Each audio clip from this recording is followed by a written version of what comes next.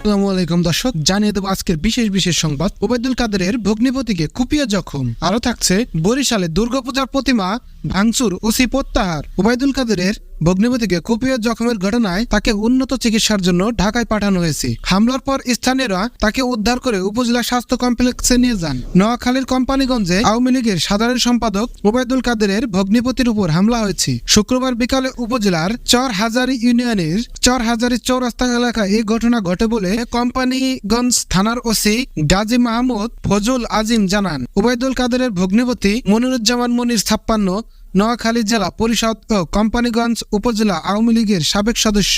স্থানীয়রা জানান, মনিরুজ্জামান পরিবারের সঙ্গে বসুরহাট পৌর এলাকার 3 নম্বর ওয়ার্ডে বসবাস করেন।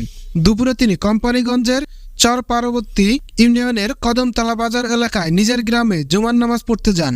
নামাজ শেষে সিএনজি চালিত অটোরিকশায় বসুরহাট ফিরছিলেন। পথে চরহাজারী ইউনিয়নের চৌরাস্তা এলাকায় একদল লোক মনিরুজ্জামানকে অটোরিকশা থেকে নামিয়ে ধারালো অস্ত্র দিয়ে এলোপাতাড়ি কুপিয়ে লাঠি দিয়ে পিটিয়ে আহত করেন। স্থানীয়রা তাকে উদ্ধার করে উপজেলা স্বাস্থ্য কমপ্লেক্স নিয়ে যান। সেখান থেকে তাকে উন্নত চিকিৎসার জন্য ঢাকায় পাঠানো হয়েছে। উপজেলা স্বাস্থ্য কমপ্লেক্সের জরুরি বিভাগের চিকিৎসক রওশন জাহান বলেন, মনিরুজ্জামানের মাথায় ও পিঠে ধারালো অস্ত্রের জখম রয়েছে। এছাড়া হাঁটুতেও গুরুতর জখম দেখা গেছে। প্রাথমিক চিকিৎসার পর তাকে ঢাকায় নেওয়ার পরামর্শ দেওয়া হয়। ওসি ফজল আজিম বলেন, মনিরুজ্জামানের উপর হামলার খবর পেয়ে ঘটনাস্থল পরিদর্শন করে পুলিশ। এসব বিষয়ে থানায় অভিযোগ পেলে প্রয়োজনীয় আইনগত ব্যবস্থা নেওয়া হবে। বরিশালে দুর্গাপূজার প্রতিমা ভাঙচুর, ওসি প্রত্যাহার। বরিশালের ডিসি, সেনা ক্যাম্প কমান্ডার সহ পুলিশের ঊর্ধ্বতন কর্মকর্তারা ঘটনাস্থল পরিদর্শন করেছেন। বরিশালের বাকেরগঞ্জ উপজেলার দুর্গাপূজা মণ্ডপে 3টি প্রতিমা ভাঙচুর হয়েছে। শুক্রবার ভোরে উপজেলার পশ্চিম শ্যামপুর দেউরি বাড়ি সার্বজনীন দুর্গা মন্দিরে এ ঘটনা ঘটে বলে মন্দির কমিটি ও পুলিশ জানিয়েছে। এ ঘটনার পর বাকেরগঞ্জ থানার ওসি মোহাম্মদ শফিকুল ইসলামকে সরিয়ে থানার পরিদর্শক তদন্ত গোলাম মোস্তফাকে দায়িত্ব দেওয়া হয়েছে বলে এসপি মোহাম্মদ বেলায়েত হোসেন জানিয়েছেন।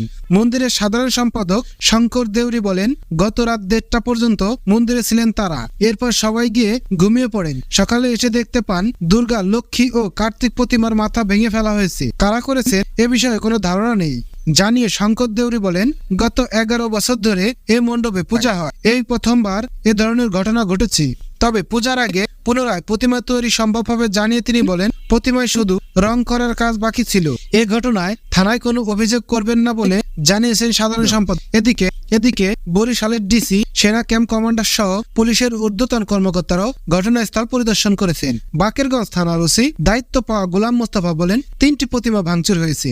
এর মধ্যে একটির মাথা ভেঙে গেছে, পায়ের কাছে রাখা হয়েছে। আর একটির মাথা ভেঙে ঝুলিয়ে রাখা হয়, অন্যটির হাত ভেঙে ফেলা হয়েছে। ঘটনায় জড়িতদের চিহ্নিত ও গ্রেপ্তারের অভিযান চলছে বলেও তিনি জানান। এসপি মোহাম্মদ বেলায়েত হোসেন বলেন, বিষয়টির অনুসন্ধান ছাড়া নিশ্চিত কিছু বলা যাবে না। মণ্ডপ কমিটির প্রতি আমাদের নির্দেশনা ছিল সার্বক্ষণিক স্বেচ্ছাসেবক রাখার, কিন্তু তারা রাখেনি। এক্ষেত্রে মণ্ডপের কর্তৃপক্ষ দায় এড়াতে পারে না।